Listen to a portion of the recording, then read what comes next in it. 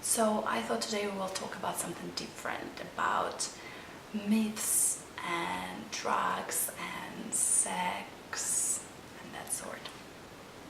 Hi everybody, my name is Olika and I'm here to talk to you about books, so welcome to this experience. So as you can imagine, I read a lot, and during my reading hours I meet a lot of interesting heroines, girls, women, ladies, female heroines. If there is a lady in the book, throw it my way and I will give it a go.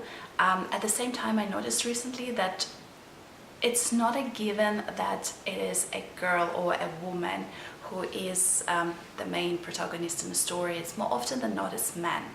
So yeah, I think we should try to spread the word about strong, interesting, independent, cool, maybe a little bit crazy, beautiful inside and out, maybe not so beautiful inside and out, strange or even stranger women in literature. So with this, I would like to begin a new project, Stranger Than Strange Ladies in Literature. So without further ado, let's go. So I have 3 books here. They're pretty different, but they all have strong, strange, sexy females as their protagonists. So let's begin with Ottessa Moshfegh and My Year of Rest and Relaxation. Ottessa Moshfegh is an American writer, and this is her second novel. Ottessa writes weird but wonderful books, which usually have a lady in them, and the ladies are remarkable case studies. So the second novel of Ottessa Moshfegh, My Year of Rest and Relaxation, centers again around a woman who is young and beautiful, tall, successful, well-educated, rich. It seems she has no problems. She doesn't even have to work. Well, she does work, but she doesn't have to, because she mainly lives off the money left by her parents when they died. So the lady has no name. She is never named in the book. And she could have a lot going for her, but you know what? She is not bothered. She doesn't care. She doesn't want anything. The one and only thing she wants is to go to sleep. She would like to go to sleep for a year, and she is certain that when she wakes up, everything will be different. She will have the joy of life. Yeah, well, you know, you cannot really go to sleep for a year unless you are, I don't know what, a Snow White. Anyway, so this unnamed young lady gets herself a crazy ass therapist who prescribes her all sorts of medication.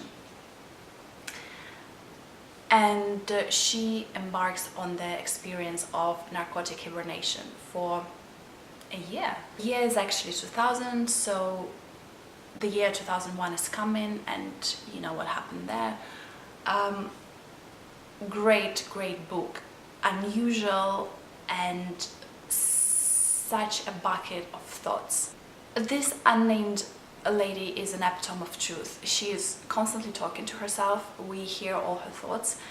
They are ugly and disturbing and crazy, but you know what? They are ultimately the truth. The truth that sometimes we don't admit to ourselves that we're thinking, but everybody does. So go check it out. Go read this book, meet the character, look at yourself in the mirror and say, what the... Anyway, super interesting book. I'm sure you've never read anything like this. And if you think, okay, this is a book about a lady who goes to sleep for a year, like, no, that's not something I would like to read. You can't be more wrong. The second book that I would like to introduce you to is The Idiot by Elif Batuman.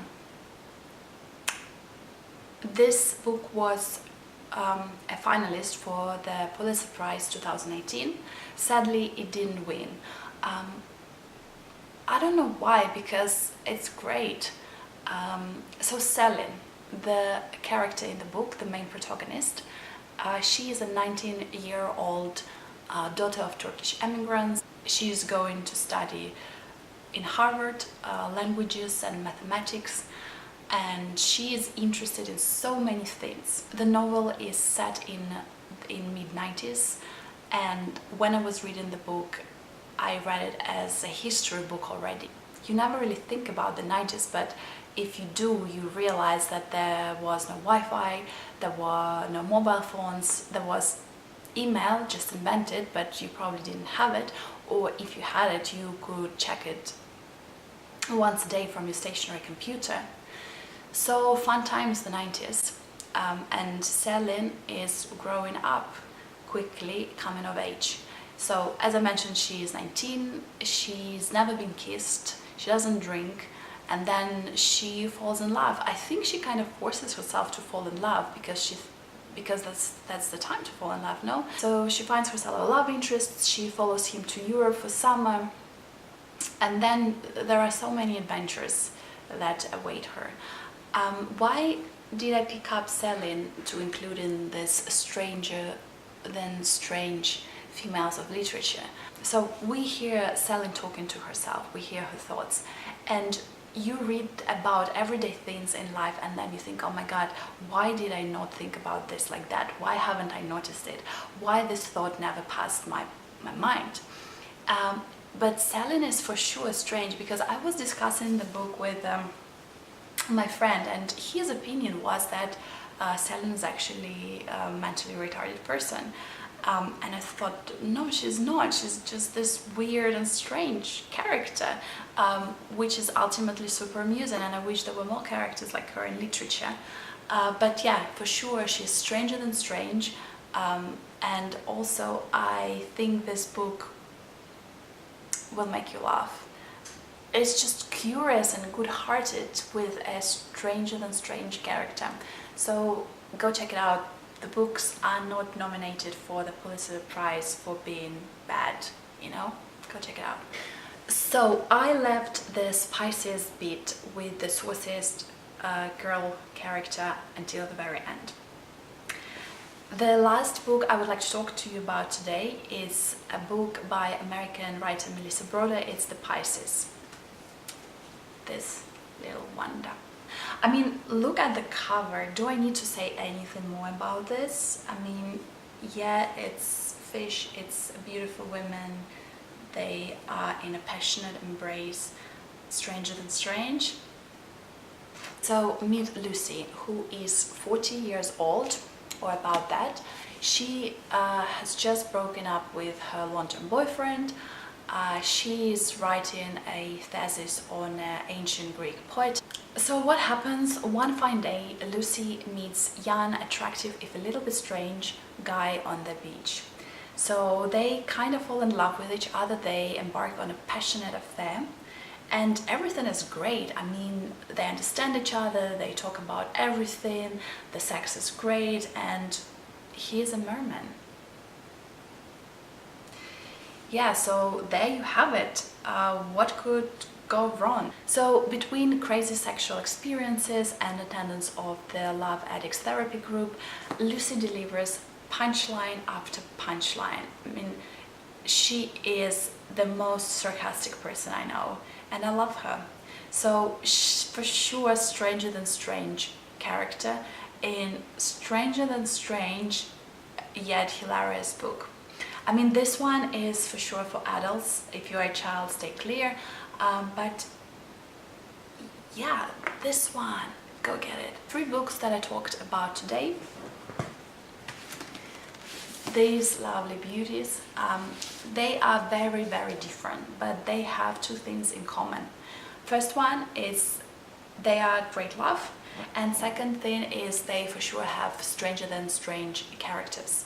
Who are female and who are just great. And I really do recommend the books to you. These are one of my favorite books, and I think they are all 5-star books for me. So yeah, if you like this little series, please do let me know by pushing the like button. If you didn't like it, also push the like button, because you know you're spreading the good vibes. Subscribe to me. Go check my Instagram, it's @olikoriz. I share a lot of beautiful pictures there, and also I hope to see you next time here. We're talking about books on Mondays. So until then, enjoy reading and enjoy last days of sunshine before the winter settles in. Winter is coming.